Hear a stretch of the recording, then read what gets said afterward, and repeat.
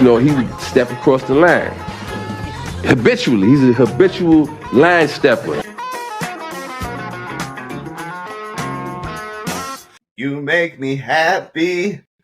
Oh, I did not even come close that time, Terry. I'm not gonna. I heard it back in my own headphones. I don't know if I was flat or sharp, but I know I was off. But thank you guys for coming back to the Habitual Line Steppers podcast. I am Garrett Charles Langley Henson.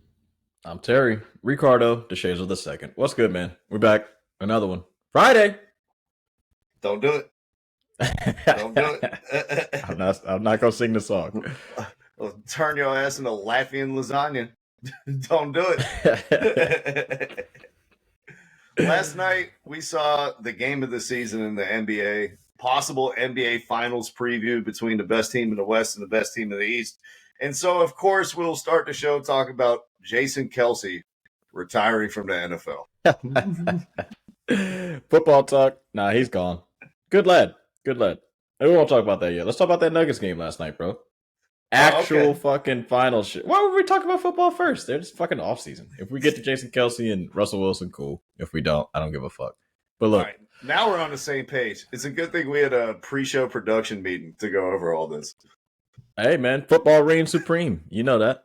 Does it not? I mean, as much as we love, basketball and soccer. I mean, you love football too. Don't even act like you don't like football. You fucking watch the Falcons. You torture yourself. You work through Sunday, record the game, and rewatch it when you're done with work. And that's the dumbest shit I've ever heard of in my life. Re-recording the Falcons and watching them is insane. Your Sunday's over. Don't fuck it up. You had a great day working, coaching, and then you just ruin it. I'm getting big into BDSM.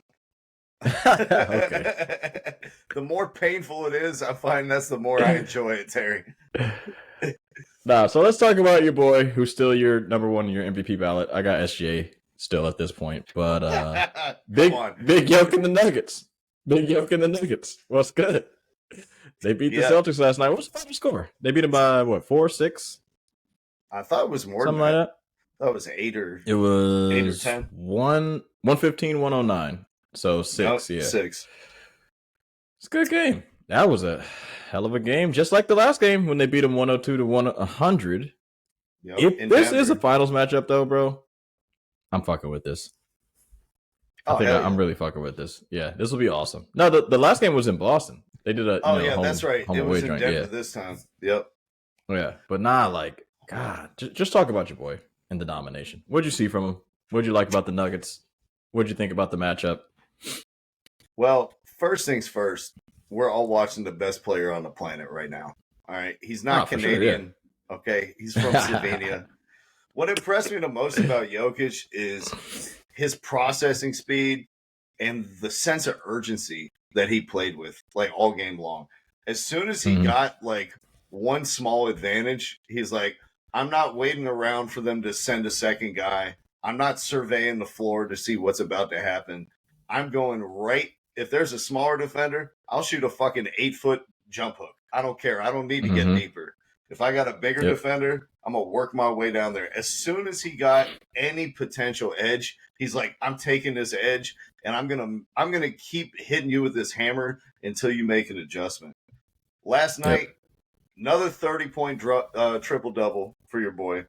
He ended up, I think, with 32, 12, and 11 assists, 0 turnovers. This game, he became that was his 5th time having a 30-point triple-double with no turnovers. Nobody else in the NBA history has ever had one. A triple-double with no turnovers? 30-point? With 30 points. No one has ever done it. Good for him. This is his 5th time doing it. Not impressive. Halliburton's been, spoiling me on that all year. But the triple-double there is just nice. He does that in his sleep, though. He's just disgusting. He's the new LeBron, guys. Get used to it. It's a little slower. It's a little more to the ground, but this guy is the new LeBron. Every bit is cerebral. Every bit is calculating. Every bit is like, oh, you'll give me this one thing? All right, cool. I'm going to beat this down until you have to make a whole scheme adjustment. They tried everybody on him last night, man. They start off with Porzingis on him. First play of the game, he puts Porzingis onto the floor and dunks on him. They tried Drew Holiday. He was like, "You're too small. They're going to send a second defender. We're going to get easy threes." They tried Xavier Tillman. He was like, "Come on, let's get real here." They tried Jason Tatum. He was like, "Yeah, too light in the pants." Although I thought Tatum did a decent job, as good a job as anybody. And Jaylen Brown just had no chance either. Yeah, Jaylen Brown's not strong enough. Who they put on him? He was like, "I'm dictating the flow of this game." And I also loved how he thought like a step ahead in where he wanted to get these touches on these guys. I remember one of the first plays, I think it was the first time Drew Holiday started out as his primary defender. He was like, "Okay, I'm coming up to do a dribble handoff on the top. Drew Holiday's guarding me. You have the ball. I'm going down to the block, kick it to the strong side corner, run through, and it's me one-on-one on this whole side of the floor with Drew Holiday." Yep. No chance. And it's just such a difference from other players who are like, "Oh, I got this small in me. I got to make sure they can't scram and get somebody else. I'm going to start backing this point guard down from the top of the three-point line." And within 4 seconds, he reposted, got it on the low block, nobody else on that side of the floor, and just went to work. And that's what he does, man. Every single possession where he touches the ball, the Nuggets get a good shot. And it's even more pronounced in the fourth quarter when we see the Celtics kind of going, your turn, my turn, ISO ball, not getting to the rim, not getting to their second actions. And then here's Jokic in stark contrast. It's either a layup, it's a three, or it's a foul shot almost every time. Yeah, he's unstoppable at this point, bro. And I think that was the biggest takeaway for me from that game was like he and the Celtics are unstoppable. Like the Celtics don't really have anyone to guard him at all, or to like contain it, or to stop it. The team is too small. Like offensively, they look great.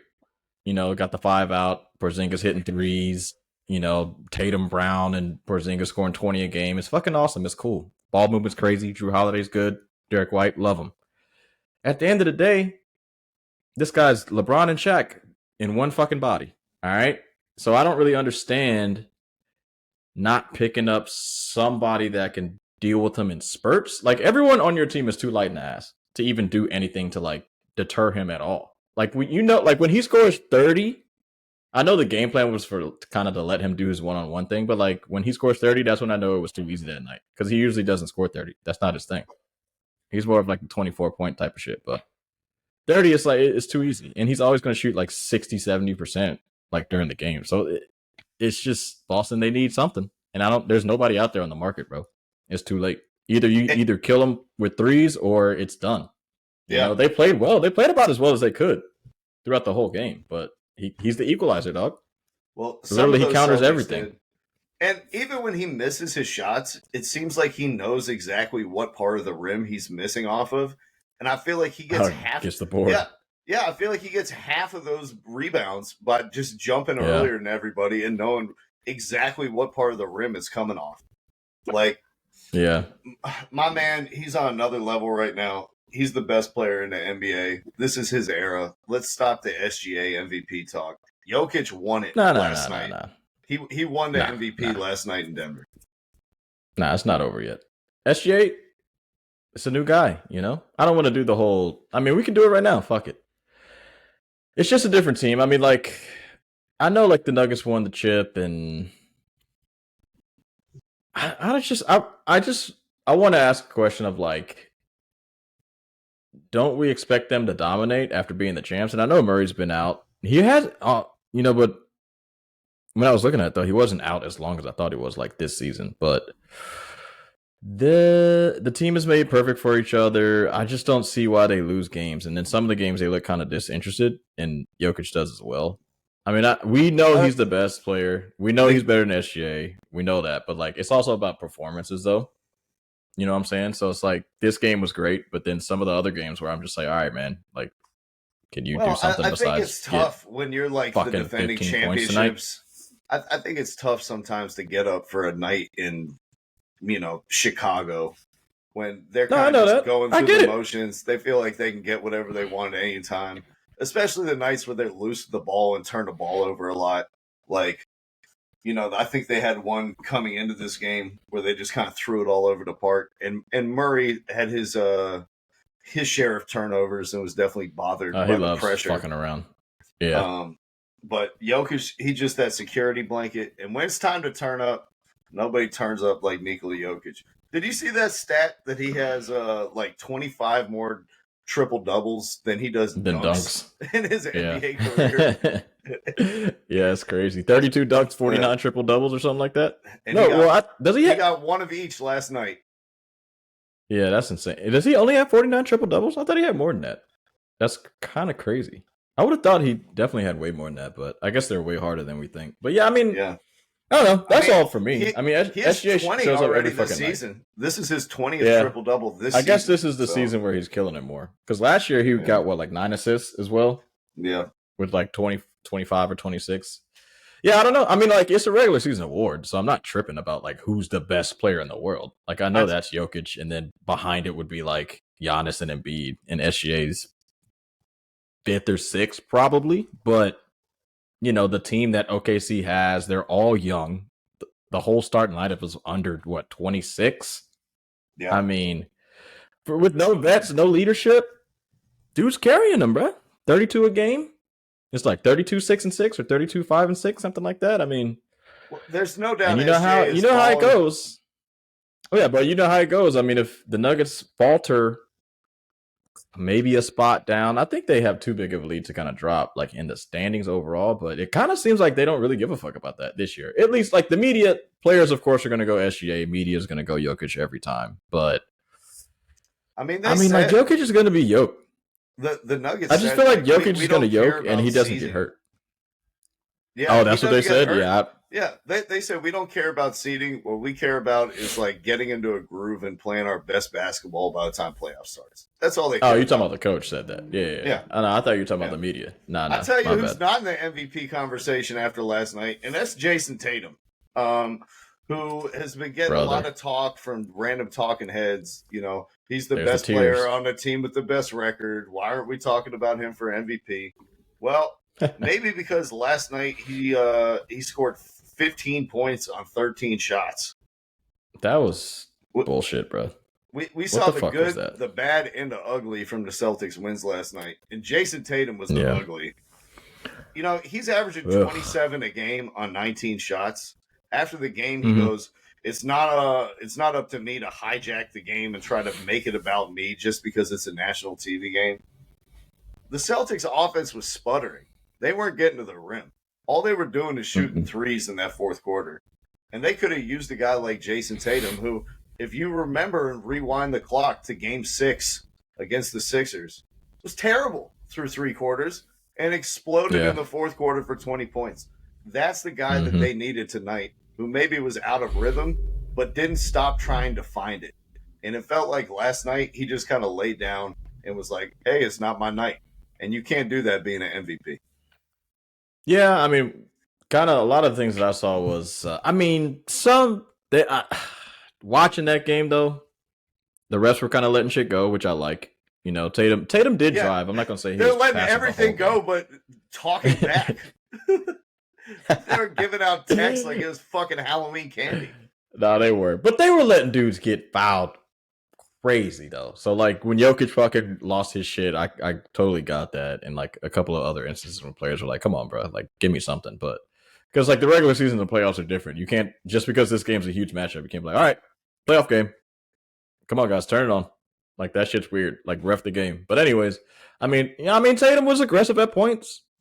The part that I really hated, though, was I know he struggled all fucking game, but that he had a 1 point where I think it was 109-111 or around that, and he could have taken the lead by 1, and he missed that. Remember that? He missed that wide open fucking 3 in the corner? Yep. That was the moment, and he fucking blew it. So I think from here going forward, even if they win the finals this year, MVP, that shit's done. Jaylen Brown kind of proved like he seems to step up in every big moment for them. Even versus the Warriors, he was the best player for the Celtics that year. So this Tatum shit, I mean, it's done. I think that conversation's over. You know, we don't really have to worry about that MVP talk for him. I think it's a Yeah. what do you think, out of the 3-man race maybe? my guy. I mean, he's gone. Yeah, that's like he's 5th, 6th. Yeah. For the rest of the way, there's no more important games because we all like the Celtics were frauds, so they can't prove anything if they beat them again. Or I mean, the Cavs are frauds. They can't like prove to us that they can do shit with them if they blow them out in like a later game if they play them again this year. I'm checking the schedule. They don't even play them anymore, so they fucked that chance up. They just lost to them a couple of nights ago. There's nobody else left on the schedule that we give a fuck about. If they beat the Bucks by 50, we won't give a fuck. If they beat the Thunder by 30, we won't care. You blew your chance. That's it. They got a bunch of shit games the rest of the season. They're probably gonna win 65 games, and we're not gonna give a fuck unless they win the finals. And it's Tatum's fault because he put like complete trash. Complete trash. Good team, Mazzulla. He coached well. I thought he did timeouts when he needed to. He's improved as a coach. This team has improved, but they got to do something with Yoke. And honestly, for me, I would say the only thing you can do is try to knock Gordon off his spot, just coming in for those alleys. But other than that, it's an even matchup. Jokic is just the best player on the court, and that's probably going to win you, I thought they every had single game. A pretty decent blueprint through 3/4 of this game. They did, which was hounding them on the ball, trying to get turnovers, and letting Jaylen Brown just be the best transition player in the NBA. Like, Jokic, we all know he's not a rim protector. Especially in transition really where he has to like turn and square his body, and if he's running parallel to somebody in transition, that's 2 points. Like, he's not the chase down block man. It's not going to happen with Jokic. Nah, so, that's not him. Jaylen Brown, I was impressed by how he played. He had a career high. Yeah, he played well, man. 41 points. He led the entire game in rebounds. He had 14 rebounds. Mm-hmm. It felt like a bunch of them were offensive second and third chances to keep possessions alive that usually ended with a 3 for the Celtics. Yeah. 4 assists, 2 steals. Did struggle a bit from the free throw line, Terry. This game ended up being a 6-point victory for the Nuggets.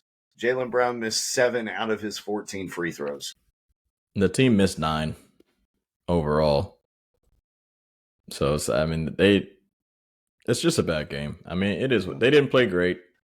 They can beat them, though. Like, I can see, like, a series where the Celtics can beat the Nuggets. I can see it. Like, there's a blueprint there, but... Yeah. Well, I tell you what. We'll just have to see. It does not include just letting Porzingis guard Jokic one-on-one. That's not in the blueprint. I can promise you that. It depends on how they call the fouls. Porzingis got absolutely roasted by Shaq at halftime, where he called him Latvian lasagna. That's got to be his nickname now for the rest of his career. Latvian lasagna. But I'm saying, look, if you're getting cooked on one end, like Jokic scored 32 and then did his assist thing, but on the other end, Kristaps got 24 points and 12 rebounds. So I'm not mad at that. If that's keeping the series, that's it. Like, come on, what are you supposed to do? This dude's the best player in the world. I'm like, what, the 30th, maybe 35th, 40th? Like, nobody was even talking about me before the season started. Now I'm back in the radar because the Celtics are good. I mean, come on, bro. No, he did play well offensively. He hit a bunch of deep threes. He was shooting over smaller guys on the post. He had one where he bullied and got close to the rim. But yeah, he played well. He didn't really seem to bother Jokic at all, who hit 2 buzzer beaters. Who can? Like, dude, who the fucking guard? Nobody can guard him. That second buzzer beater where he was just like, oh, I have 1 inch of space to get this shot off. I'm about to bank it just to change the trajectory so you don't block it. Like, it was just ridiculous. Making a 7'3" guy be like, yeah, he's just too small. He's just too small. Only Nikola Jokic, man. He is, but we're gushing. Yeah. He's a beast. Hey, great game. Let me continue to gush, dog. I want to gush about Peyton Watson. Oh man, he was amazing last night. Second-year player, barely played as a rookie. This is effectively his rookie year. It seemed like every play that he made was like a momentum swinging play. whether it was that dunk that he had where he kind of like split through the traffic and hammered it down on two Celtics, whether it was... He carried the fuck out of that, though, by the way. Great play, though. But on that in and out. That hezzy. I was like, yo, all right, cool. Great dunk, though. He dunked the fuck out of that shit. He sure did. He had 2 chase down blocks that changed the game. He had one where he tried to chase down block it and played leapfrog with Nikola Jokic and just jumped over the top of him like it was a dunk contest. He had a steal, a 3-pointer, 11 points in 17 minutes, and it just seemed like every time that he was involved, it helped swing the course of the game. He was a definite X factor out here, and it looked a little bit like Bruce Brownie from last year, but maybe supercharged a little bit with that 7'2" wingspan that he has. If he plays like this, they're gonna win. Because their bench outplayed Boston's bench crazy. If their bench plays like this, they're gonna win the championship. It's not even a question. The only thing I was kind of concerned about was Reggie Jackson kind of played like shit. He had a +2 in the game, but he didn't really do a whole lot. I think some of that might come to show its ugly ass head in playoffs. Because Jamal Murray's going to have to play like fucking 43 minutes a game if Reggie Jackson can't do shit at all. Because other than who? Because usually Murray and Jokic take it up the court. Gordon can do it sometimes. But, Jokic can't play fucking 48 minutes. A few things concern me, but like their start lineup is just so fucking good. Like Porter's, if he'd ever got hurt, would have been a number 1 pick. He's a fucking beast. Gordon's a lottery pick. And it seemed like Porter barely even played in the second half. Like he just didn't make like impact plays. Yeah. Like he was out there for spacing, which is great, but he just didn't do a whole lot. He did like with the Lakers. You always notice he's on the court when he's playing against the Lakers because the Lakers are stupid as fuck. And they always end up leaving him open. But he was chill tonight. He didn't really do anything. He didn't have to do anything. Their team is just fit perfectly for each other. Like all of them can shoot. Gordon can't. He's not a great shooter, but like Aaron he can Gordon knock it down like, every now and then. I'll hit wide open corner threes, but the dunks that he had last night, dude, it's just he just finishes. His nickname should be the exclamation point because he just finishes everything with authority around the rim as soon as he gets 2 hands on it. Last night he didn't even need to get 2 hands on it. That one-handed tomahawk putback. Oh my god, that's got to be up there with the best dunks of the season. And we're not even talking about the alley-oop that he finished, or the other alley-oop that he caught off the glass, or the one where Jokic did a double spin and dumped it off to him under the basket and he finished over 2. That was a crazy one. Yeah. Anytime Aaron Gordon gets the ball within 5 feet of the rim, look out below because it's coming on your head. Yeah. No, for sure. But he's honestly, you're fine. Let him come. He's the one. He's the one that you can play off of, and I don't know. If I were other teams, we're just guys on the fucking couch just talking shit. Fuck it, man. Shoot 10 threes. I don't give a shit. Like, you're not about to just fucking get alley-oops all game. But realistically, bro, I don't know if Boston's roster is, like, perfectly acclimated to do it. But it's up to Tatum and Brown, to see what they can do. Because Brown or Tatum aren't big enough to kind of body off Gordon, and stop him from what he was doing. Plus, Brown gets way too happy about like trying to block shit, and that's why Gordon kept getting fucking alleys last night. Because I remember he was coming down blocking the fuck out of the MVP. Oh shit, Gordon done. He got it happened like 5 times. That last alley-oop that he threw to them to ice the game, he didn't even look disgusting. At him. That shit was a no-look fucking flip floater, like straight out of chemistry. Trae Young's playbook, but he's 7 feet tall. Like chemistry. He was the perfect addition to the team. Yeah. He's the main reason why they won a championship because he can like guard bigger wings. He can guard dudes that are like getting to these hot streaks. And he did a hell of a job on Tatum. To your point too, like part of the reason he's a great Tatum was so frustrated is because Aaron Gordon was being physical and denying him getting to his spots, contesting everything. Like exactly. See, I'm not gonna lie, like. Aaron Gordon kind of wasted a lot of his years in Orlando. All my life, if Gordon was on like Toronto, like when LeBron was with Cleveland and shit, we're talking about like, prime Cleveland after Miami, that might would have been a fucking problem. I ain't gonna lie. This dude is he's fast as fuck. athletic as shit. He knows how to cut. He knows how to move. He's one of the best. He's smart, man. He's a really good fucking player. He's perfect for this team, bro. Yeah, Denver. And he's playing within himself, too. You know, when we saw in Orlando, he kind of wanted to be like a Grant Hill type, handling the ball and initiating the offense and creating his own shot and shooting off the dribble. And here in Denver, they're just like, dog, do what you do at an elite level, and we'll do everything else. Don't worry about crossing somebody up. Don't ever shoot it from the mid-range. Like, we're going to put you into spots where you can jump over somebody and hammer it on top of their head. And he was like, yeah. Play your role. Okay. And I'll strap up for 41 minutes on the other end. Yeah. Play a role, man. 6'9", 240, 250. Fucking absolute tank. I think he's bigger than he's got to be like 255, 260. Like the way he looks now. He's bigger, you think he's bigger than LeBron? I think they're around the same size. Because LeBron is 260. Yeah. And they don't ever change the weight after, they fucking weigh you once and that's it. That LeBron shit is was stupid. 285 when he was playing in Miami. I don't give a fuck what they say. Big as fuck. Yeah. He's big as shit right now. He might be back to that right now. He had lost it for a bit, but he's back. But Gordon, it's crazy. Anyways, yeah. Hey, man. Speaking of LeBron, want to talk about it? Might as well. He hit 40,000 points in the NBA this week. Insane. I don't know what it is about round numbers, but we care about this a lot more than him getting to 39,000.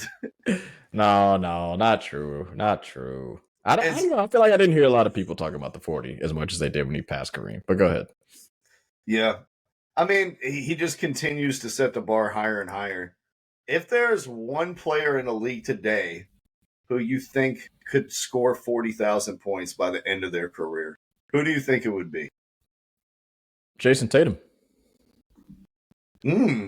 Realistically, he's been sneaking around. I saw coming. That's a good one. No, I'm saying he's been sneaking around. He doesn't get hurt. He always scores around 25, 26, 27. Last year he scored 30. I haven't done a deep dive on exactly what his numbers are, but everybody keeps saying Luka, but he's not taking care of his body enough to fucking last for that long. And even that, he'd still have to, at this point, I think at the rate that he's going, I think he's slightly behind LeBron still, and he's been fucking killing it, which is still insane to think about because LeBron came in at 18. He still had that extra year on him, so it's like, he had extra 1,500 points on him. But yeah, I don't know. I mean, Tatum has come in and been kind of great, after I would say third year. And in the first 2 years, he didn't have a huge drop in points. Well, let me see. He scored. That's a decent pick. And I think what's most important in that probably people don't consider is the amount of games played. Tatum doesn't miss games, for he doesn't miss a lot of games. People forget before this load management stuff happened, LeBron was playing 75 games a season. It was an every night in, night out basis. Now that he's older, he takes a little bit more time off. But for 15 years, his consistency, I don't know in the modern era if we're really going to see that. A dude playing that many games year after year after year after year. And if you're going to play 65 or 60 a season, like maybe Luka is, you got to score 40 a game, bro. Yeah, because I feel like Tatum and Brown are kind of the only ones. Brown will never do it because he kind of started slow. I mean, even when I looking at Tatum, he was at 14 a game and then 15. But then after that third year, he's 24, 27, 27, 26, 30, and now 27 again. And he's only 25. You want to know who I put my money on? Go ahead. Wemby. Big Wemby? I don't know. We'll see. He's really fucking tall, though, man. We'll see how the calisthenics go for him. Yeah, but we know that he takes care of his body like LeBron does. The Spurs staffers know they can't call him after 9 p.m. because that's his bedtime. He needs to get 11 hours of sleep each night. He doesn't drink. He doesn't go to the club. He spends his time in the hyperbaric chambers and fucking eating raw salmon and shit, whatever that healthy nonsense is that he's eating. Yeah. I just believe in his longevity. If he continues to take care of his body and his approach and averaging over 20 points per game as a rookie, you got to think that number's going to go up, and he's going to play a majority of these games going forward. I can see it, but man, it's a long fucking time, and he's 19, right? Yeah. So he still has kind of got the 1,500 point, not head start. LeBron still got that head start on everybody. So it's tough, man. He's so fucking tall. I don't see it yet. Like, if he would have asked me this 5 years ago, I would have said Durant. But Durant got injured like LeBron did when he was 35. Yeah. So it's just like, and Durant's 35 now. He's at 28,000, but it's still a lot of games to go. He gets hurt so fucking often. This year he's staying healthy, but if he would have done that the last 5 years, I would have said him. But besides that, yeah, for me, it's either Tatum, and I can see Wemby for sure. Nobody else, though. I don't really see anybody else. Because if Tatum stays the same and they always have a good fucking team where he doesn't have to overexert himself to, like, get 30 a night or 20. Like, 27 is still hard. He kind of makes it look decently easy at times.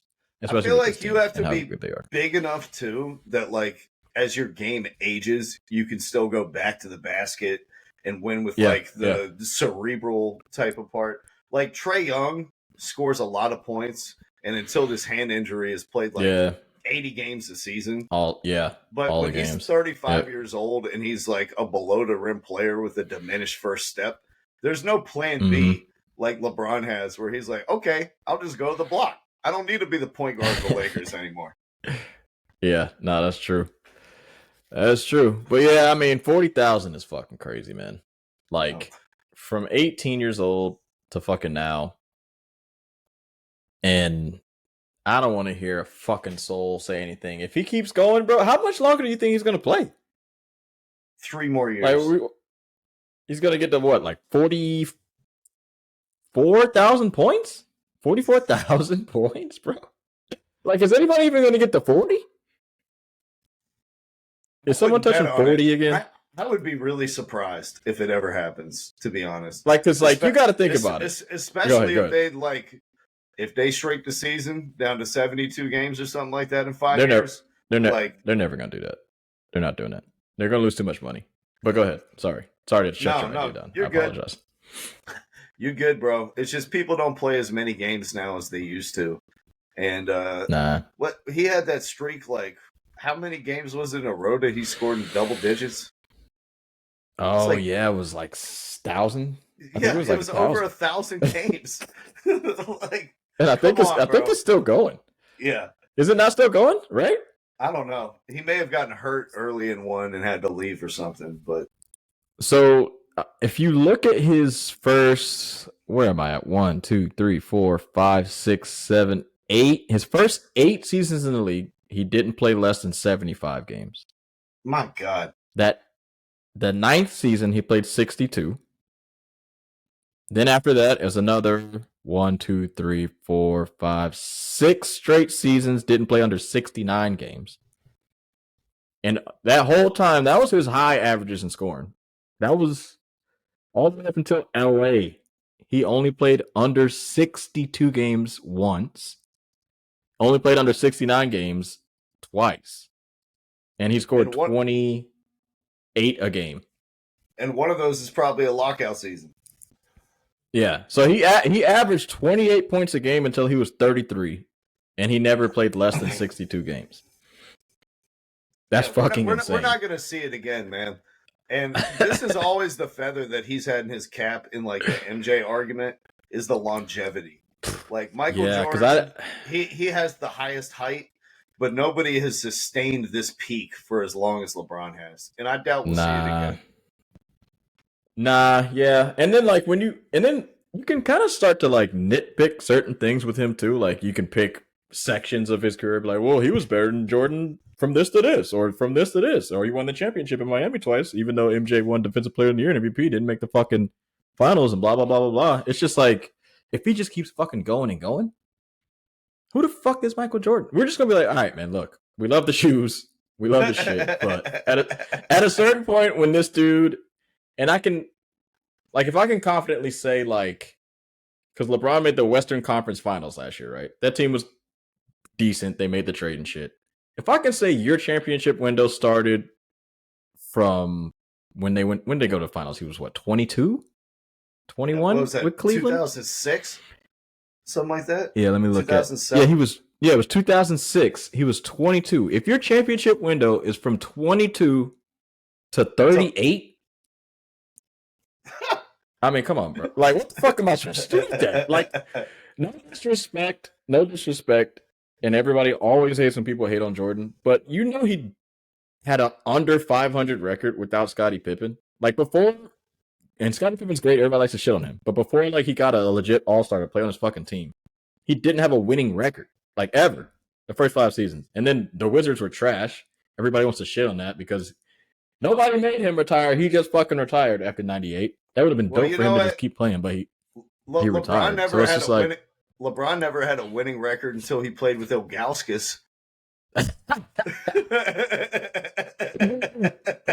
Hey, Melo did beat him out rookie year. I will definitely say that till the end of time. But oh my god, yeah, this LeBron's it's gonna be too much, man. Honestly, yeah. You know, I don't think you'll ever flip. I've been waiting to kind of flip, and I still think, like, personally, like, for my eyes, LeBron has been the greatest player I've ever seen. You already I still say Jordan in the shit. I'm not there. I still say Jordan is still, like, the best. Like, he is the best. But then once you start, like Michael Jordan joined the Wizards when he was 38. LeBron James, and his knees were gone. Yeah, like LeBron. Let me see. When they won that championship, Michael Jordan retired at 36. I know Michael Jordan went to go play baseball for 2 years, and then he came back and dropped 55 like 2 weeks later. I would have loved it if we could have seen LeBron James go play NFL football for 2 years and just come back. Way brutal of a sport, though. Yeah, I'll just catch 20 touchdowns and then come back and go score another 40,000 points. If anyone gets to 38, I'll be surprised. I don't think anyone is getting to 40. Brother. Because KD still has to score 10,000 more, dude. Yeah. That's just like, look at the greats. Look at the greats now. Who's that? Like, give me your top 5 in the NBA right now. Jokic, Giannis, SGA, Luka, Kawhi Leonard. Kawhi's never going to touch it. He got hurt way too much. Every single dude you just said, they'll never touch it. Steph hurt way too much. Great player. I don't even think he has 25,000 points, to be honest. No, Jokic came in way too late. Giannis was scoring like 8 points a game. And then you didn't say Embiid, did you? Because he's out. And Embiid, he started where he missed like multiple seasons. So it's like, name your best. He'll never do it. Your favorite player's favorite player won't do it. Nobody's going to do it. Wemby, you're my only hope. Hey, if the Spurs allow him to play more than 35 minutes a game, I'm very interested to see what he's going to do next year, because this year is a fucking wash. They fucked him this year. LeBron played 79 games at 39 minutes a game his rookie year. 20 points a game. Wemby, 20.9. 27, 28 minutes a game? Yeah, I think he's at 28 or 29, something like that.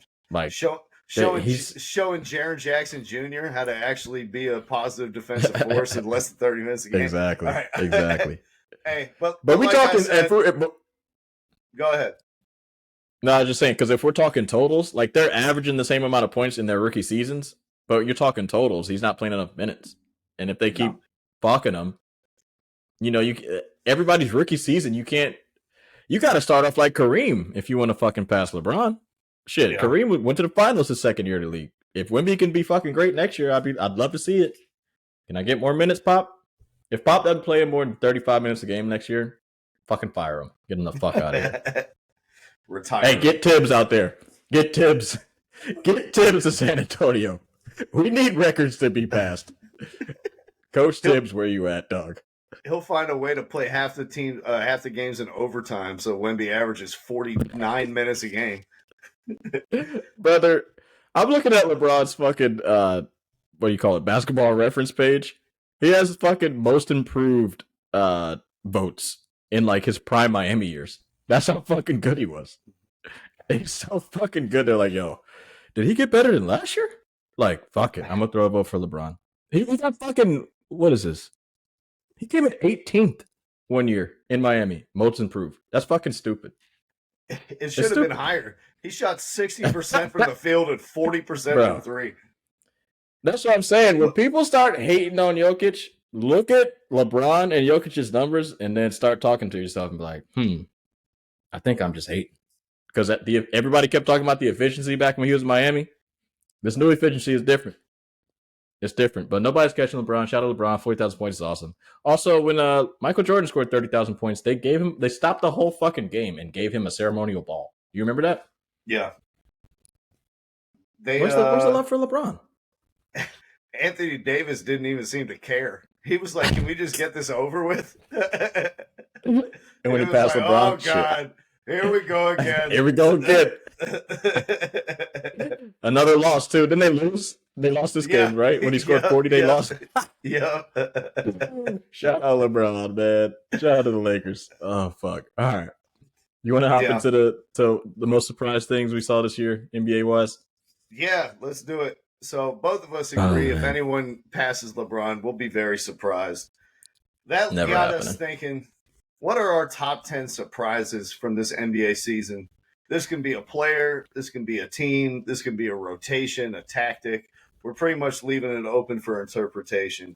Terry, what is well, we don't have to give an order. What's your first thing that surprised you from this NBA season? Oh, you want me to start it off? All right. For me, honestly, I will say, and we just talked about him, LeBron James and Anthony Davis being healthy for the Lakers, and the Lakers not even being a top 7 seed or top 6 seed. That's very fucking surprising to me, bro. Like, and I know there's been some injuries, to some of the top guys. And you can put some of the blame on Darvin Ham for kind of continuing to play Cam Reddish as a top guy.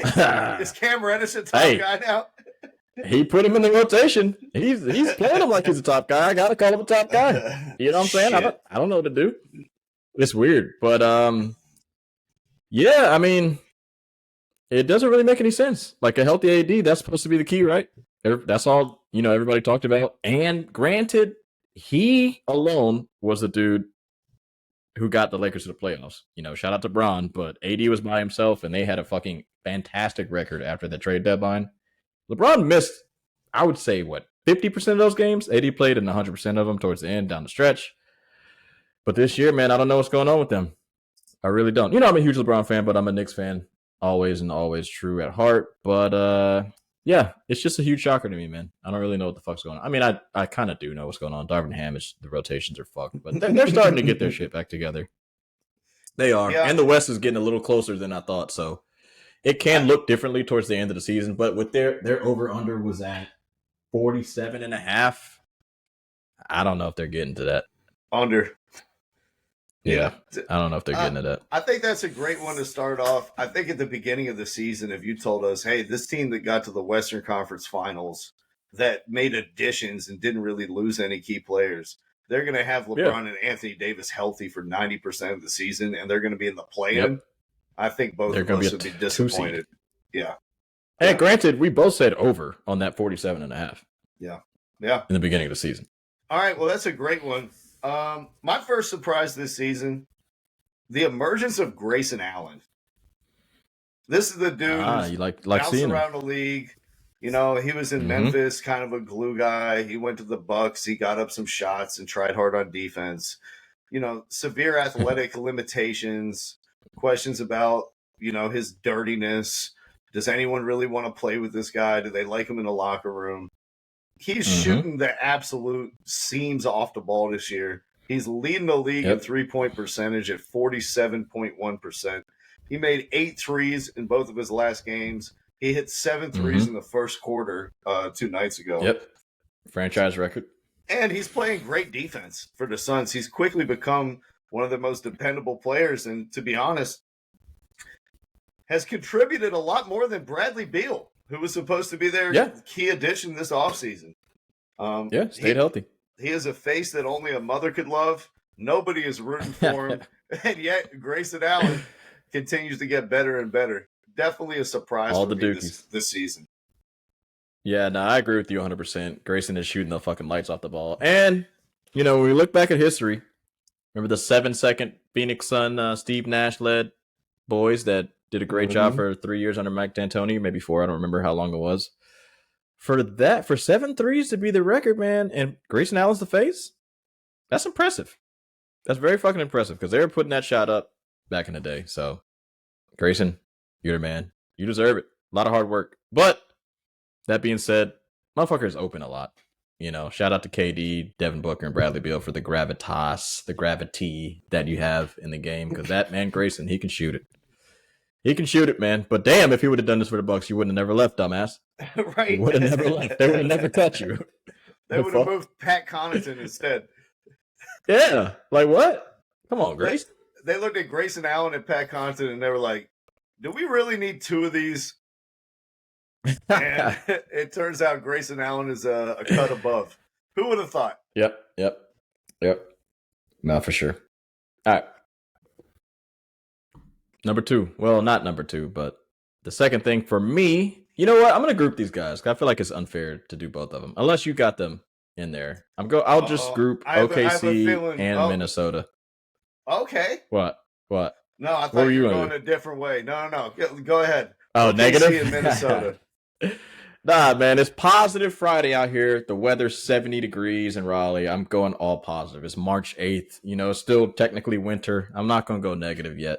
I'm going, even though I did for my first one. But just got your STD test going all positive. I hear you, bro. Shout out to Magic. Never mind. Hey, look, I think that these guys, OKC and Minnesota. Let me start with Minnesota first. First in the West, half game up. You know, it's all games played.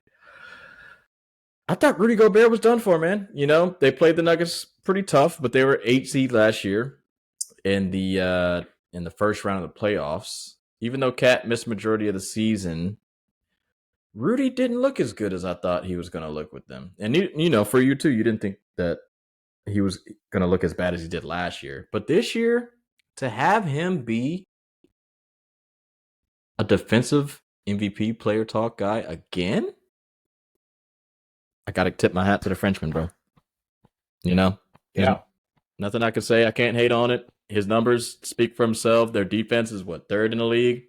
2nd? I think it was 1st. It might have dropped after a couple games, but Minnesota's just firing on all cylinders, dude. Cat's playing well. It's first. Edwards is doing his thing. It's first in the NBA is it first? By 2 points. Yep.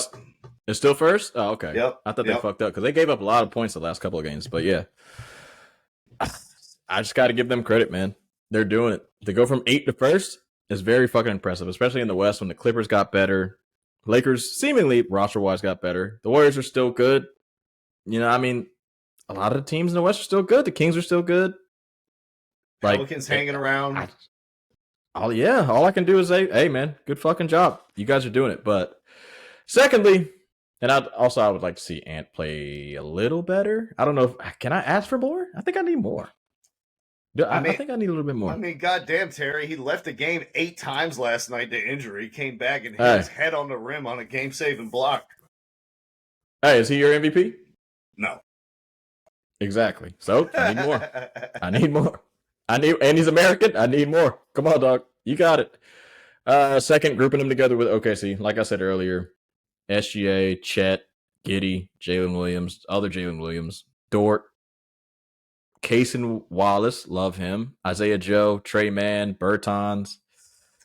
Everybody's young, man. Yeah. Is he gone now? Yeah, he plays for the Did I say Trey Mann? For the Hornets in Bertans. You're good. Yeah.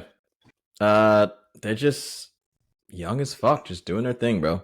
Gordon Hayward, SGA, leading the boys. Not young as fuck. Hasn't played well at all. Ugh. Sucked. Told you he was going to be garbage. Waste of a fucking trade. But we got all these picks. Let's get Gordon Hayward. Yeah. OKC is just doing it for me, bro. Like I said, SGA is my MVP. He's leading a group of ragtag dolls. Last year, they were, in the standings? 11th? 10th? They were 10th. They made the play-in, but they lost out to the Lakers. Shout out to the Lakers, beating the fuck out of them in that playing game. I got to give the coach credit, the organization, Sam Presti. He kind of knows what he's doing, but other points it's like, James Harden should have been the guy you kept. But, can't say anything. It's a new day. Chet's looking like a fucking future star. Even though he's skinny as shit, even though he broke his leg or foot or whatever he did last year. He's back. He's playing well. Second to Wemby. Wemby's fucking a monster. Chet, no disrespect, but he's way better. I just got to group these two young teams together, man. They're fucking killing it. They're better than the champs right now, which is insane. And the Nuggets are good. The Nuggets have the best starting lineup in the league. And the Thunder and the Wolves have a better record than them. Hats off, bro. That's all I can say. It's impressive. SGA has more combined steals and blocks than Rudy Gobert, Giannis. Who else is on the list? Bam Adebayo, Derek White. Mm-hmm. He protects the rim and pilfers the ball. Like he may be a contender to make the back end of one of these like all defense teams. Just a real two-way force and the engine for their team. He's MVP. He's been fantastic. I give you. Is it a conversation? Shit. Is it a conversation between him and Jokic for MVP for you, or not at all? It's not a conversation. I know who's better. Wow. Like I don't need. I don't need spreadsheets and tables and Vorps and Schnorps and Raptors and Penguins. I got. Now we don't want those. Oh, we don't want those now. Hey, that's what we needed the last 3 years. That's all we wanted, but not this year. We're not doing it. It doesn't fit my narrative. Jokic is the MVP. All right. That's a good one, man. Really good. I didn't see either one of those coming. I'm going to group two together as well then, Terry. And the two who I'm grouping together are Scoot Henderson and Brandon Miller. Oh, Lord. Hold up. Brandon can't be with Scoot. Come on, brother. No, in different ways. Okay. We gave the Hornets so much shit for drafting Brandon Miller or Scoot Henderson. Than me. We saw Hugo the Hornet bending over backwards like he was trying to get his little buzzer blown out. And coming into this draft, this is billed as like there are really two top guys, and then there's another class of guys behind them. And yes, Brandon Miller. Well, let's start with the bad. Scoot Henderson. He's playing 27 minutes a game for a team that's fucking terrible. He's scoring under 13 points a game, shooting 37% from the field and 31% from three. He's got 4.5 assists to 3 turnovers a game, less than 1 steal and block combined. He's constantly lost on defense. He doesn't get to the free throw line. I have no idea where the aggressive 3-level scorer that we saw with an NBA-ready body, where that guy has gone. But it has been an incredibly disappointing season for Scoot Henderson, who I thought was clearly the second best player in the draft. And then on the other hand, Brandon Ingram has just gotten better and better and better as the year goes on. Oh, excuse me, Brandon Miller. He's a good defender as a rookie. Not an elite guy, but a good defender on an awful defensive team. He's gotten better every month and won Rookie of the Month over Wemby for February. In February, he scored 21 points a game, got 5 rebounds, almost 2 steals, shot 38% from 3. He's shooting 50% for the season on catch and shoot threes, which is in the 97th percentile, and is in the 75th percentile in block rate among wings. He's a two-way player already. He's handling the ball, initiating the offense with LaMelo gone. He's scoring from the mid-range. He's putting up threes. He's defending the other team's best player, usually on a nightly basis. Brandon Miller, he's looking like the right selection from Charlotte. And I got to eat a little bit of crow here. I did not see this dichotomy coming, but this seesaw between Scoot and Brandon. Yep. Take that crow and shove it right up your mouth, man. It's unfortunate. I was there with you. I wasn't all the way. Like, I wasn't, totally upset about the Brandon Miller thing, but I'm going to say he definitely needs to take most of the blame. But Chauncey Billups also, I feel like, didn't understand what the assignment was, when it came to playing Scoot as a rookie. Like, he kind of treated him like he was Chauncey Billups when Chauncey Billups was a rookie. Like, he was like, oh, this kid sucks. Does that mean he can't play any fucking minutes? Hey, I don't know. I mean, like, He does look bad. Granted, he does. He looks really bad. He kind of gives me kind of shades of Dennis Smith Jr. But Smith Jr. kind of figured it out. Yikes! He's still in the league. He's still in the league. He figured it out. But the expectations are a lot higher than what Dennis Smith Jr.'s were. But Chauncey just should have played him. Just let the dude figure out what's going on. Stop letting fucking Malcolm Brogdon get you guys wins. There's no reason for you guys to have 17 wins. That makes no fucking sense. You should be worse than the Spurs. The Spurs are doing exactly what the fucking Trailblazers should have been doing. Well, they would have had 7 if it wasn't for dominating the engine of their success down there. He'll be a max player and continue to be a max player according to himself. Yeah, but I don't really know what's going on over there, man. Yeah, Scoot is a disappointment. Didn't see it coming. Brandon Miller ascending, Scoot going down the down escalator. I didn't see Scoot sucking. I did see Brandon Miller being good, though. You watched Summer League, right? Yeah, I watched Summer League, but you know how Summer League is. What is Josh Selby now going to be 6th man of the year? That shit doesn't mean anything. Nah.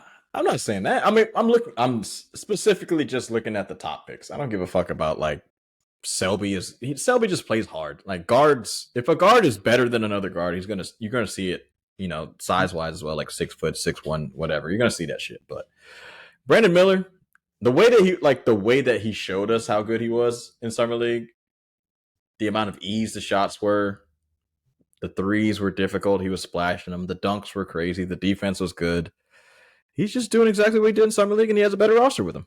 The Hornets, unfortunately, the injury bug caught up to LaMelo again this year, but, hopefully next year they can be all right. Get some bench guys, get the team kind of reinvigorated and, alive for next year. I think they got a chance to at least be an 8 seed next year. Hopefully they can make the playoffs again or at all. Yeah, that'd be awesome. I wouldn't keep your fingers crossed, Hornets fan. All right, who's your next surprise? Or what's your next for me? I'm gonna go ahead and do the Los Angeles Clippers, man. I'm doing the Clips. Yeah. Shout out to fucking Ty Lue. This shit was a fucking absolute disaster. Before James Harden got there, they were struggling. When James Harden got there, they were struggling. Then all of a sudden, they just turned it around, man. And now they're back. They turned it completely around. I'm not.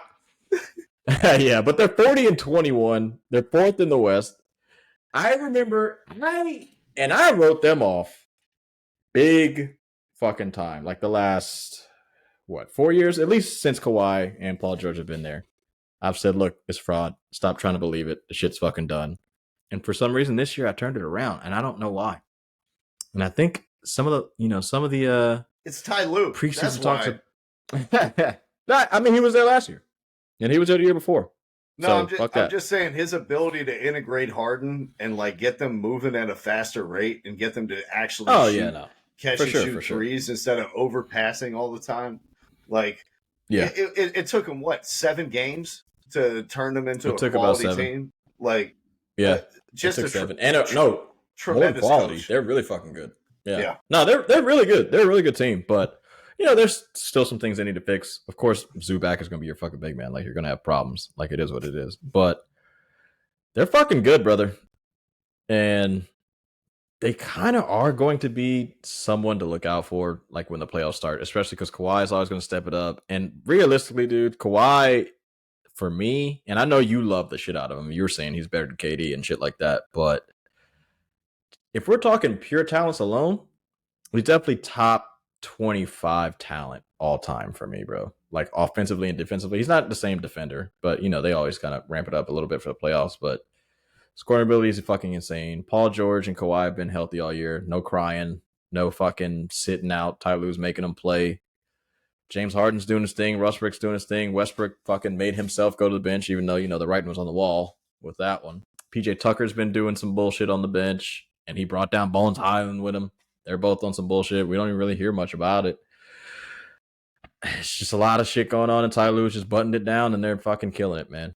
Yeah. They have one of the best away records in the league. They're just a good fucking team, and I'm shocked. I mean, I predicted it, but I'm still shocked. I am still fucking shocked. I'm not gonna lie. I did not predict it. When we did our West preview, I had them in the play-in, and I was like, I am out with a capital O on the Clippers. Dude, I had them 5th seed, and they're 4th. 46.5 was their over-under. You went way under. I went over, and they got 40 wins with a bunch more games to go. Yeah. Could be a 55-win team if everything breaks right for them. Very impressive. They're on pace for 50. Yeah. All right, that made my list too. Clippers were Clip City, Chip City.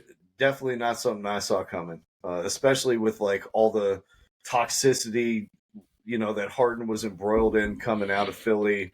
The way that ended, It seemed like this is really a last chance for redemption for him, and I had just given up on the whole thing, especially after how he left. Houston and Brooklyn and Philadelphia all in the last 5 years. Yeah. I was like, this is a dude who will destroy your culture and you have no chance of winning anything with. And I've been proven wrong. Now we'll see what happens in the playoffs.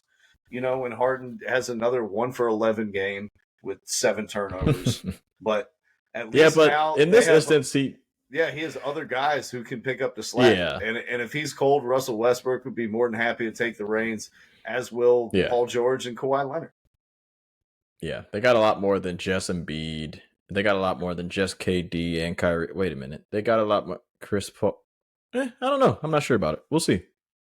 Maybe he'll drag everybody down. I was trying to get Embiid more touches. I kept telling him get on the ball, but all he wanted to do was take shots of Shirley Temple juice. Embiid, get healthy, man. We need you for the Olympics. All right, my next surprise, I'm going to go like you with a team here. The Orlando Magic. Similar to the Clippers, I had them in the play-in race in the Eastern Conference. Right now, they sit as the number 4 seed in the East, above the Knicks, above the Heat, above the Sixers. They've won 5 straight. They came back from 21 points 2 nights ago to win. They've won 13 out of their last 16. Got the 4th best defense in the whole league.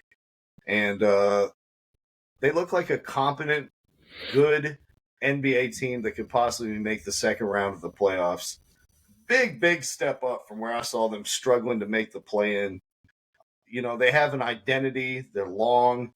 They have excellent defending with Jonathan Isaac and Jalen Suggs and, Paolo and Franz being huge for their position.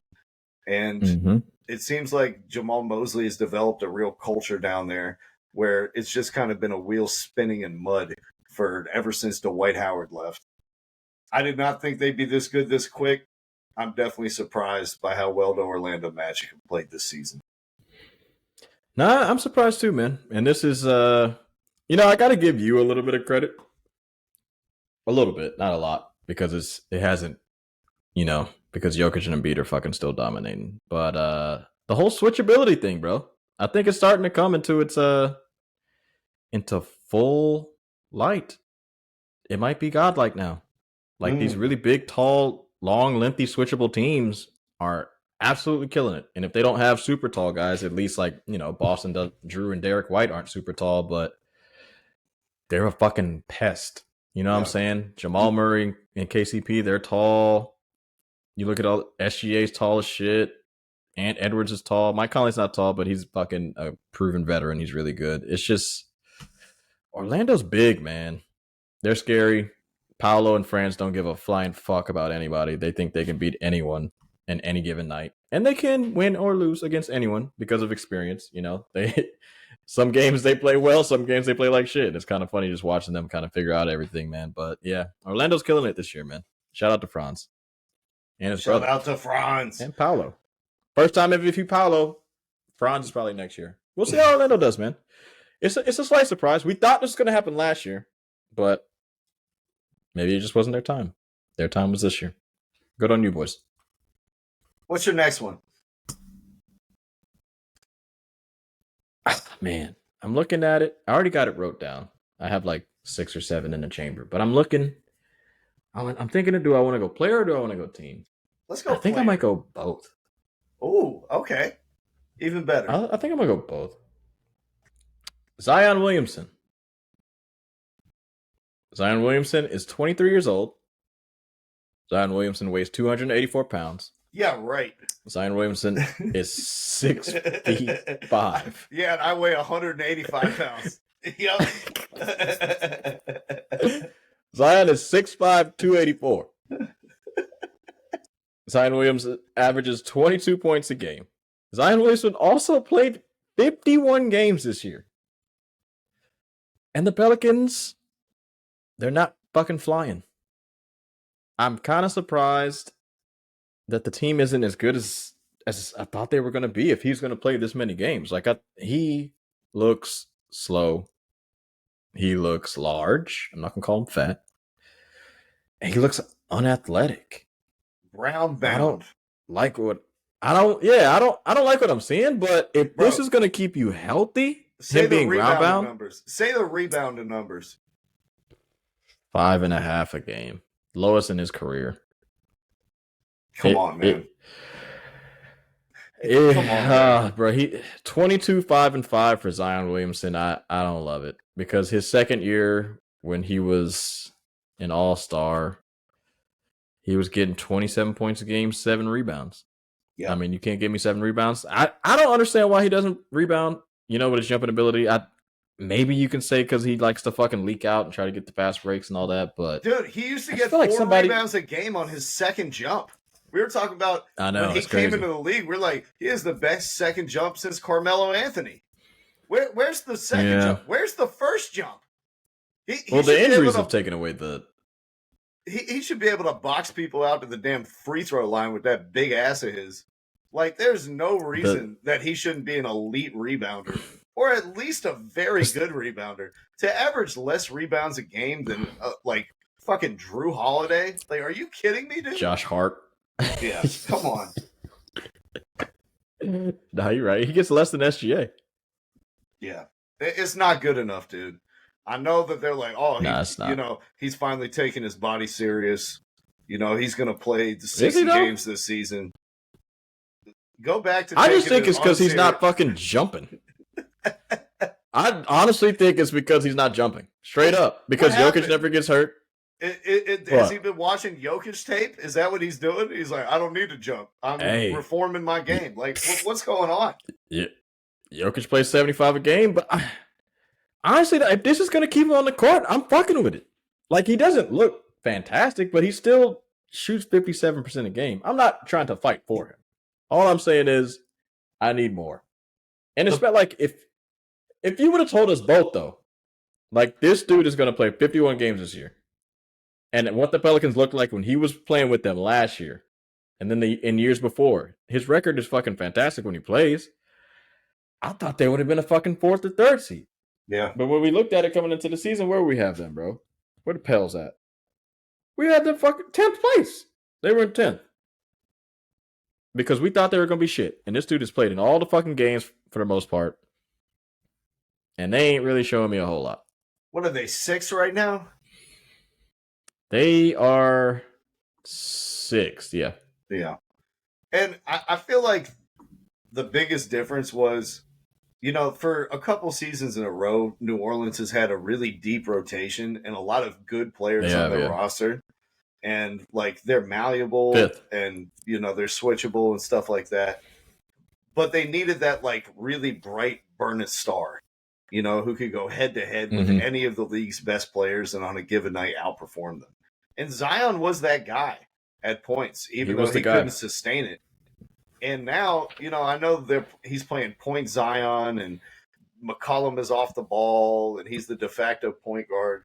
But it doesn't seem like on a night-to-night basis they have that, like, Zion could outplay Anthony Edwards tonight. Like, tonight, Zion really, really took it to Giannis.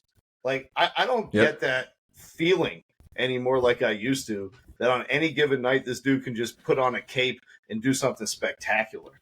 And even though it's been more consistent, the highs have been less high. And for a team that's a bunch of good role players, they need the straw that stirs the drink. And right now, that drink is getting watered down. It's not.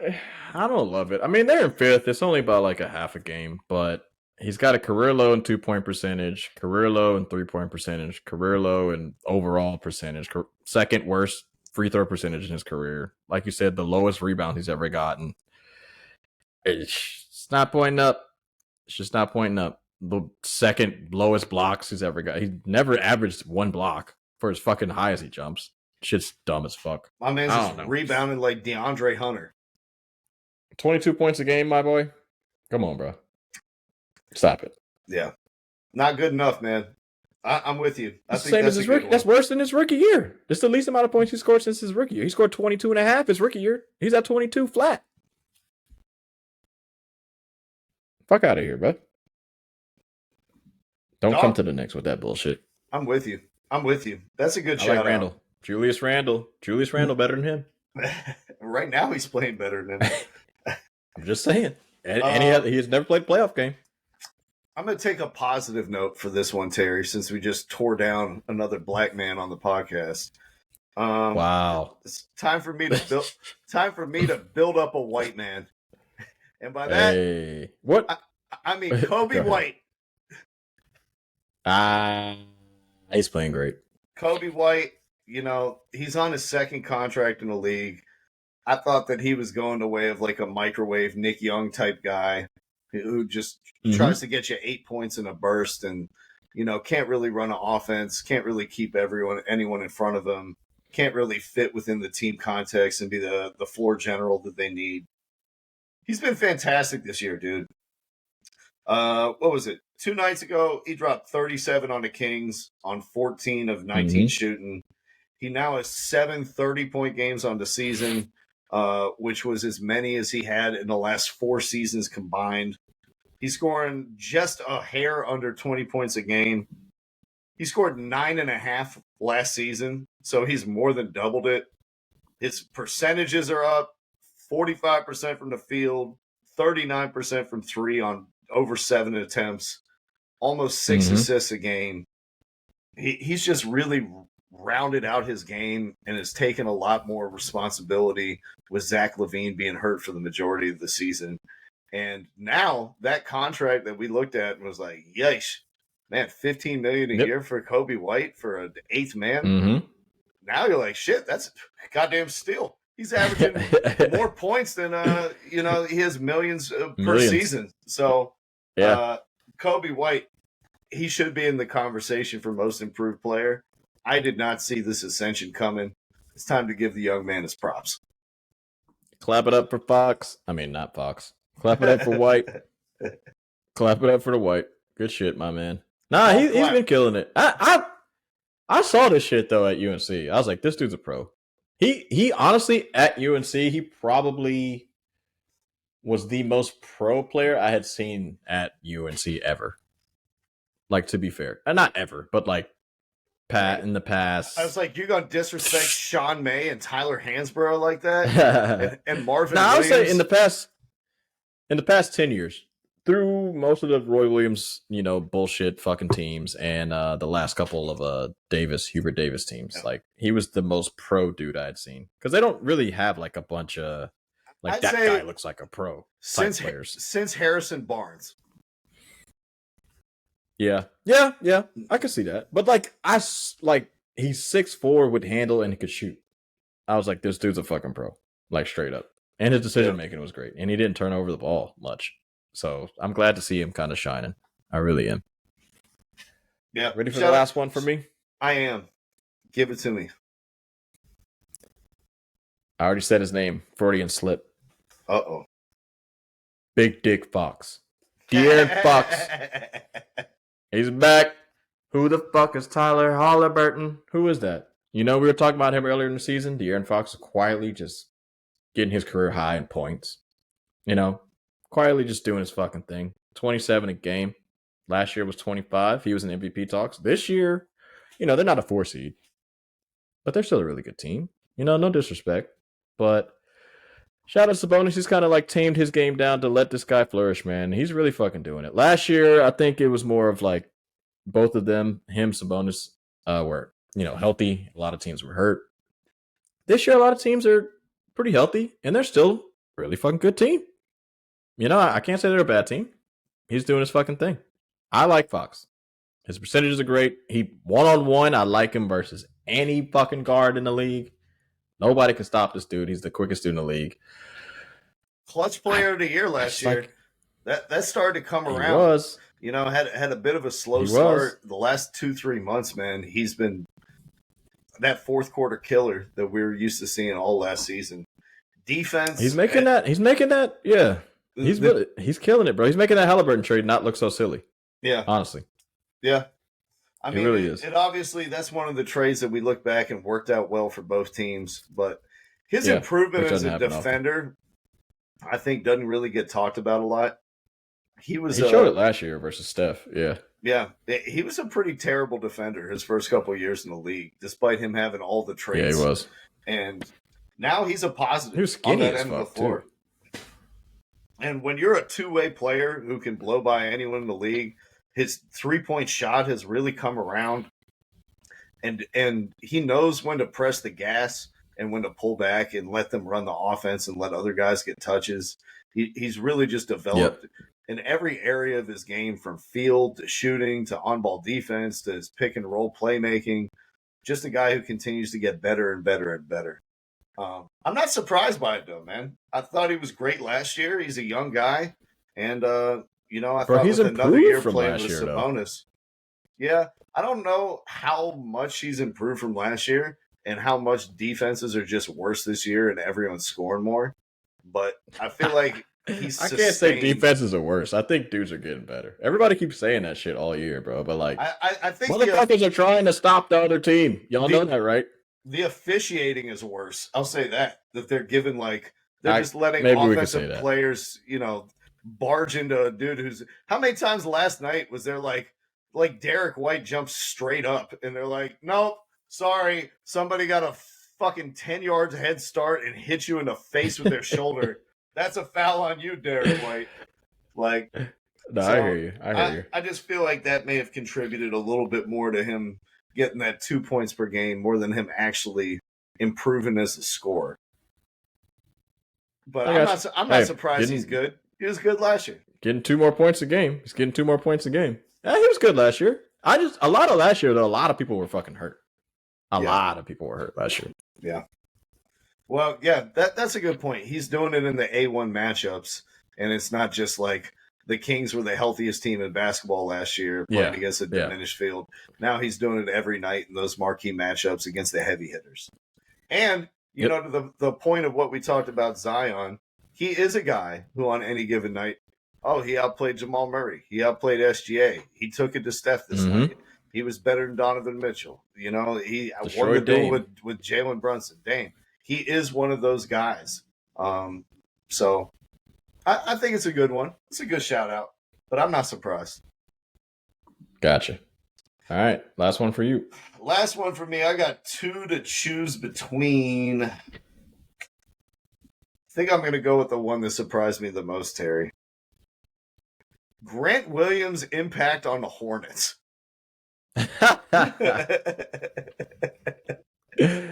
That's a fucking funny one. He's not a winning player, though. I mean, the Hornets aren't a winning franchise, so it's a perfect fit. But he certainly helped over there, man. Like, he's averaging a career high, just under 15 points a game for the Hornets. He's shooting 50% from the field, another career best. He's playing solid defense and is switching on to bigs and stonewalling them in the post. He's been improved a bit moving his feet on the perimeter, especially compared to Mavericks, where they just have so many different fires they have to put out between Kyrie and Luka that Grant Williams, they're like, we can't add another guy into this mix of poor perimeter defenders. He's shooting great from three-point range. He's locking opponents down from three-point range. He's holding his opponents to 31% from three, which is, damn. I think the best differential in the NBA. He also defends more threes than anybody else on the Hornets. And Charlotte have won more games with Grant Williams than they did in the 2 months combined before they traded for him. This is a guy who I mocked. I won't speak for everyone. I mocked. You mocked him? I mocked him when he signed for the Mavericks. I mocked him when he was giving speeches during timeouts and diagramming plays, and people were rolling their eyes up at Boston. I mocked him in his opening press conference where he flexed and was acting like some type of damn action figure and was making all these That was a team dare. And that was a team dare. Bro, you're a fucking grown man. What are you doing taking dares on your opening press conference like you're an elementary school? They're fucking kids, man. They're younger than you. He's not a kid. He's like, what, 27 years old? He might be 25. How many years has he been in the league? I mean, whatever. Besides, you didn't like it. That's fine. This is a guy who I've loved to hate on. And, you know, after just lasting a couple months with Luka and Kyrie, they were ready to ship him the fuck out, and they had enough. Yeah, he's 25. So I never would have imagined, after all this and all this dissension and nobody in the league seeming to like him, that he would go to one of the most moribund franchises in the NBA and instantly become a veteran leader and a catalyst for them winning. I hear you. No, he's doing his thing. Honestly, bro, because I think he was a positive for Boston. I just think they didn't need what he was giving to them, and his contract kind of needed to go so they could get Kristaps, even though they were already paying above the tax or whatever. But yeah, I think he was always a good player. I think whatever he says, I think is right. I don't give a fuck what these players are talking about. Like, he played on a team that went to the playoffs every single year. Like, they never missed the playoffs when he was there. I think Luka's a little bitch. I'm not gonna lie. I think he fucking cries too much for every goddamn foul call. I think someone came in from an organization that was better than him, and he was like, "Yo, shut the fuck up. You haven't won either. I don't care." Like, I don't know why he hated his ass, but he didn't like him. Well, they want to say everyone was rubbed the wrong way. Yeah. All I heard was Luka. It does seem that he's the type of guy that, like, is spitting facts, but we don't want to hear it from you. I hear you. Hey, look, man. I think it's, like I said, it's more of an indictment on Luka, bro. I think like Luka's just a fucking crybaby. Even when Skip gets shit right, we're like, Water, Pistol, Pete, Jr. Pete, Jr. Yeah. That's the impression I get of Grant Williams. Well, yeah. I got you. I like Grant. I just think he's not a perimeter defender. I think he's in a great at what he's doing right now. Not much. Just doing offense. He's not a great defender anymore. He's just a fucking flat out 3-point shooter, and then, you know, he can guard a post guy every now and then. But I think the Mavs just wanted him to be a fucking 3-and-D dude, and he was like, "I'm a 3 guy, but this whole D thing, I don't know what you're talking about." Yeah, if you want me to guard a 6'5" power forward on the block, I got you. Gotcha. He's like Chuck Hayes. He's like, I got you to a certain extent, brother. Shout out to Chuck Hayes, one of my favorites. Well, that's the list, man. That's our top 10 NBA surprises. I want to give a shout out to Dean Wade, who narrowly missed the cut. Not going to go into any of that. He's been good this year. But if you had just been shooting with a little bit more frequency, we probably would have talked about you, Dean. Yeah, or last year you could have won the playoff series versus the Knicks, but no biggie. You know what, Terry? You still got to figure that shit out. I'm mad at myself because I blew a perfect transition. Go ahead. Is Russell Wilson the Grant Williams of the NFL? I don't know, man. I don't know. You want to talk about that? Hey, you had it on the rundown, dog. I mean, we're already an hour 20 in. I feel like whatever. He's getting released. Fuck it. We did a whole NBA. I don't want to ruin it. I'm gonna just say shout out Jason Kelsey. Russell Wilson's probably not gonna make the Hall of Fame because it is. He's an $85 million cap hit for the Broncos. Russell Wilson. So shout out to that.